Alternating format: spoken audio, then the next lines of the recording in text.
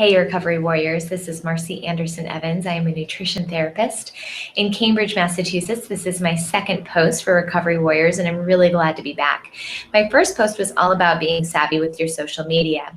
And at the end of my first video blog that I did for Recovery Warriors, I asked to get some suggestions and questions of things that you guys would like to hear about. And I received a few, and two of them I'm actually going to touch on today because I actually feel like they're related to one another. The first question I got was from someone who really wondered, how is it that I do the work that I do and not absorb kind of my clients' stuff that they're working on? So all day, nearly every day, I'm sitting one-on-one doing individual counseling. And of course, in the context of working with people who are recovering from an eating disorder, they're really wrestling with their relationship to food, things that they're eating that they feel really guilty about, really struggling with their body image. And I'm counseling them and helping them along. And, it makes sense. The question really makes sense. If I'm dealing with these struggles and these frustrations and some negativity and things that feel really hard, how is it that I don't absorb that? I actually have a funny story. I was counseling a client and she was talking specifically about a certain food, and she was talking about how she ate it and she felt so guilty and how bad that food is, and kind of was really going on and really struggling in her eating disorder. And I was laughing to myself because I had that very same food in the refrigerator for lunch that day, which is why it's a really good example of why I have to be in a really kind of clear, firm, grounded place in my own relationship to food and in relationship to my body. And I'm going to be talking about the model that I use personally and professionally, and I hope it will be helpful to you. The second question that relates to what we're going to talk about today was another question that I got about the paleo diet. And I think the person who asked it was just kind of curious about my take on the paleo diet. So I'm going to respond to that question about the paleo diet, but I'm going to do so in a way that's a little bit more general about diets in general rather than specific to the paleo diet. But if you guys are interested in me doing a video blog that really is specific to kind of teasing apart what I think about the paleo diet, after you've listened to this one, I'd be more than happy to do that for you. So those are the two questions that are going to set up the conversation that I'd like to have today. And what I'm going to do is switch my screen into screen share mode, and I'm going to pull up a document that has a picture that I want each of you to see. So this is a picture of the attunement model. The attunement model was developed by Catherine Cook-Catone, who is a therapist and a researcher in New York. And I really, really respect and appreciate the work that she does. And I want you to know that she developed this model, not me. I'm actually going to switch this so hopefully you get a better view of the model. If you can't see it very well on the screen, you can always Google it. Hopefully you can see it okay. This attunement model I share with nearly all of my clients, and I share it in nearly every single presentation that I give. Now I'm sharing it with you today because I think that it is incredibly important. Now this is kind of my own spin and my own take on this model. So the model belongs to Dr. Cook-Catone's, but I'm sharing with you kind of my take on it. So I don't want you to think that my words are her words, because they're not. So as you can see, the left-hand side of the model here is representative of your own internal system. So she calls that your real self. Your real self is comprised of your own thoughts, your feelings, and your physical sensations. So what happens inside of your body. And over here on the right-hand side is the external system.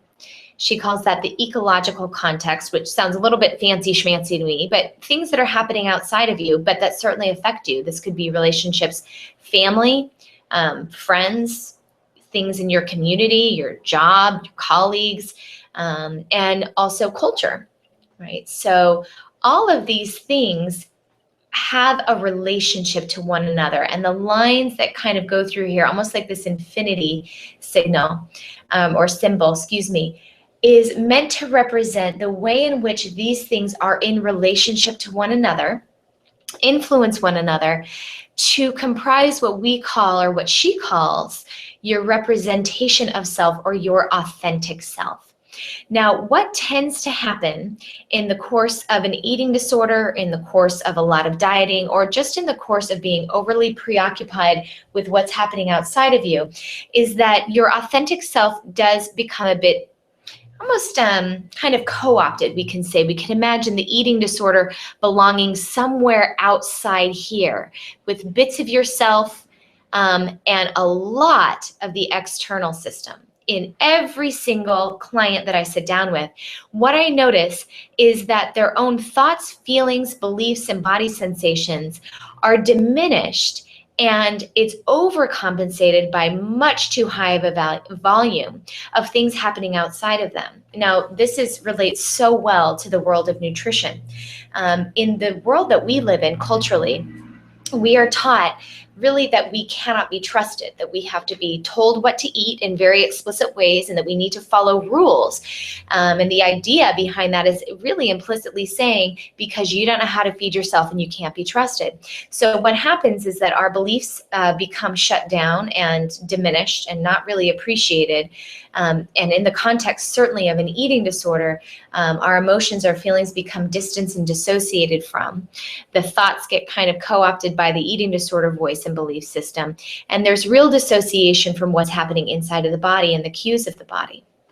And this kind of overcompensation of the external system having much more value and validity of telling you what to do and how to do it. And this happens in all sorts of ways, right? Whether it's a research study or whether it's a new fad diet, something like the paleo diet, or comments that other people are making, maybe your family's belief system and values. So things that are really outside of you become the determinants of how you feed yourself and how you feel about the way that you feed yourself. Now, this becomes really problematic because research changes over time. Of course, we want to be thoughtful about nutrition research. I'm not saying let's toss it all out the window, but I want to say we don't want to put that in a place that really kind of overstates its importance, especially because we're always evolving and developing new ideas around research. Now, we saw this not too long ago when the research became clear that we've really overstated the dangers of certain types of fats as it relates to cardiovascular health, and we're really kind of loosening up on those recommendations. So recommendations and science and research evolves with time. It's not perfect. And that certainly goes to show that the way people interpret the research and develop fad diets around it and take a singular piece of research and blow it up out of proportion and develop a fad diet around it, which is what happens with most of the fad diets, is they take kind of a single piece of research and then create maxims and rules and very strict rules and things that you must follow, and really kind of takes it out of context. And that's the way that I feel about the paleo diet, is that it takes some science and then crafts a whole diet and almost religion around it in a way that for me is really, really problematic, because often the diets that are created really don't have much consideration or much room for your own thoughts, your own beliefs, your own emotional experience, as well as your own body sensations. I'm going to share with you a personal experience to kind of give you a good example of this. So several years ago, I was speaking with a friend and colleague of mine, and she was explaining to me how she's decided to go mostly vegetarian and nearly vegan. And I was really intrigued by this. And she said, I had read some research and understood that eating a more vegetarian and plant-based diet can actually decrease the symptoms of a monthly cycle. So if you're someone who has painful periods or really significant PMS, that can be helpful. Now, I was really intrigued by this. I was really fascinated, and I thought, you know what, that's something interesting. I'm going to kind of give this a little test drive, and for a month, I'm really going to work on significantly reducing the amount of animal products that I consume in my diet. I've been a lifelong omnivore. Really most foods I eat, very few foods that I don't like. And I thought, I'm going to give this a try and see if it helps me to feel better. Now, a couple weeks in, maybe it was 3 weeks in, I noticed that I just was not feeling well. And it became clear to me that this style of eating, even though it was a healthy style of eating, I was getting adequate nutrition, 2 degrees of nutrition. I knew how to plan a healthful diet and make sure I was getting all of my nutrient needs met. But really significantly reducing the animal products in my diet, I did not feel good. I felt very low energy. My stomach didn't feel great. My concentration wasn't great. I just didn't feel good. And I learned for me that all the science in the world that could show, the benefits of a plant-based diet, the benefits of vegetarian eating and everything that could be validated out here in the external system, that if I ignored the way that my internal system was communicating to me, I was going to be in pretty rough shape. That I could appreciate the benefits of eating a high plant-based diet, but if I didn't feel well, what difference did it make? And so that's kind of an example that I wanted to share with you. A personal example is that we have to really take into consideration and balance out these rules and ideas and research and science and fads and things that your girlfriends are talking about or things that you read. You have to hold it lightly and pay attention to how it makes you feel, and paying attention to how does it affect your mental health. Does it create more stress and anxiety, or does it help you to feel more at ease? How does it affect you emotionally? And how does it affect you physically? I gave a talk recently, and it was a talk to a kind of group of people, not people with eating disorders. And I said to them, I can understand that highly processed foods that have a lot of sugar in them, like Oreo cookies, which I love, aren't health food. Those Oreo cookies aren't healthy. But if someone said to me, you can no longer eat cookies the rest of your life, no more Oreo cookies, no more cookies, I would be then preoccupied about cookies. My cognitive state would be worse. I would feel really sad and bummed out, and I wouldn't feel well. I feel well when I have some fun foods mixed into my diet and things that I eat purely for pleasure. That's me. So I hope that these are examples of helping you to think about the way in which you really have to be very careful about what you integrate from the external system. Now, when I'm counseling people, what I am guiding them to do is to think about ways in which they can decrease the noise of the external system.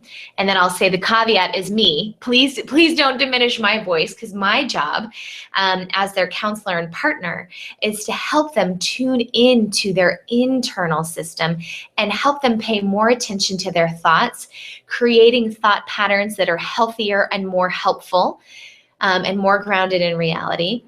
Developing skills and tools to be able to feel and sense their emotional experiences, and also develop skills and tools to be able to mediate and manage their emotional experience. That way they're not overwhelmed by their emotion.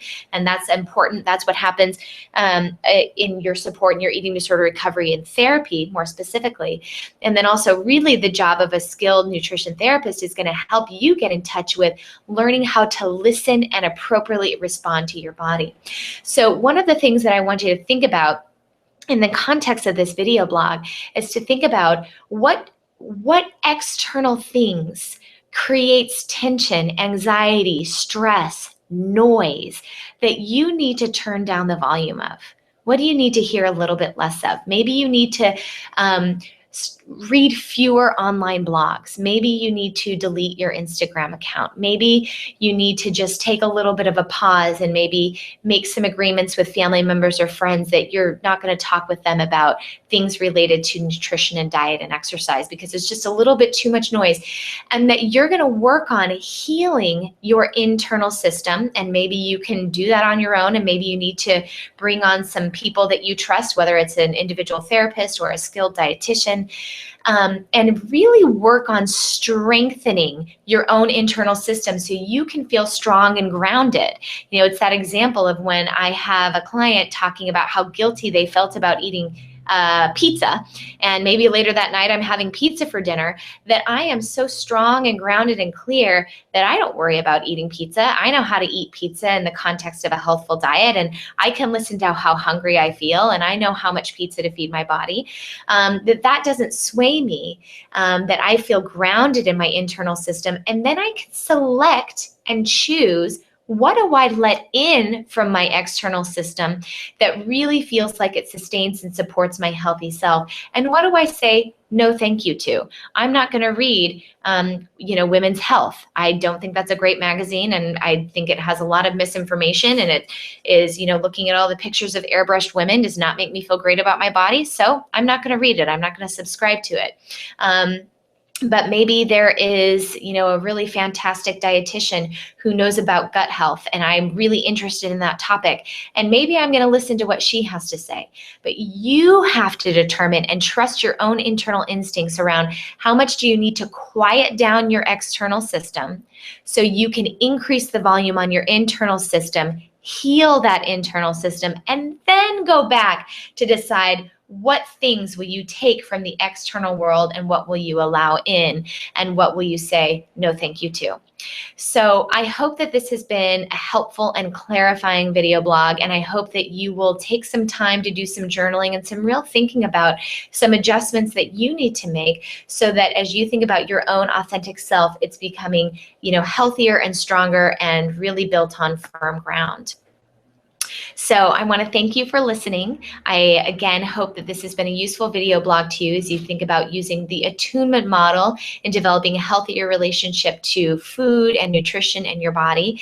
And I want you to know that I am all ears and would love to hear about topics that you would like me to talk on, maybe research that you'd like me to speak to. I'd be happy to do that. So feel free to leave suggestions and questions in the comments section. Alrighty, thanks so much for listening, and I hope you have a really great day. Take care.